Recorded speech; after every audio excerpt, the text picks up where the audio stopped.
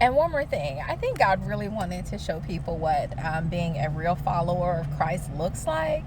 Because I think the same way that we were conditioned in this white supremacy mindset, we've been conditioned in this Christianity mindset. We feel like Christians look a certain way. And that's not really true. We were taught, you have to wear long skirts or be submissive and allow people just to mistreat you, and that's what it means to be a Christian. That's not what it means to be a Christian. Those are all wrong. And I even hesitate using the word Christian because people have really polluted that word and tarnished that word. And so I call myself a follower of Christ. Because a lot of people that call themselves Christians are not. I mean, they're just going to bust hell wide open. They really use that word, and they're not that. Hold on. Okay, this guy was getting close to my car. Anyways, yeah, so people have really done a lot of horrible things under the term Christian. So I'm a follower of Christ, but the point being, followers of Christ look different.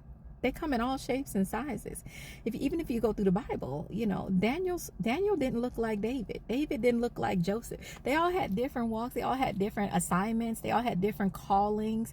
And so I feel like Christians or followers of Christ spend too much time focusing on someone else's life and what they think they're supposed to be doing. And that's not none of your business. It's really not. You don't know what God's assignment for that person is. So mind your business. Focus on what your assignment is for God. So to be a follower of Christ just means to have a personal relationship with Jesus. That's it. You and him talking about what he wants for you and what his plans are for you in your life. So, and your plans might not look like the next, and that's okay. That's the point. We all have different assignments. And so it's not your job to critique someone else's assignment. It's really not. And so, yes, I'm a true follower of Christ. And so, yeah, but some days you might get on here and I might look like what you consider a follower of Christ to look like. I might be feeding the homeless. I might be, loving on people. And some days I might be ripping somebody a new one. No, but you know what? I was led by God to do that. And that's, they needed it because evil needs to be exposed. It absolutely needs to be exposed. And so, just because you don't think it's what you think a follower of Christ looks like, that's a you problem, child. I'm trying to get light because I'm outside and it's kind of dark. But anyways, so, being a follower of Christ looks different on different people is what I'm saying. Yes. So stop trying to put people in a box and be, oh my God, oh, you wear makeup, you're not a follower of Christ, right? That you guys gotta wake up.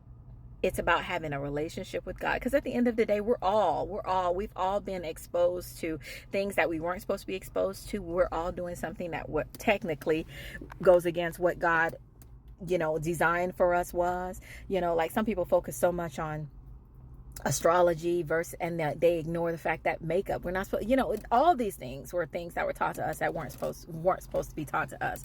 Weapons. I can't do videos outside because when people walking near my car, I don't know, it makes me nervous.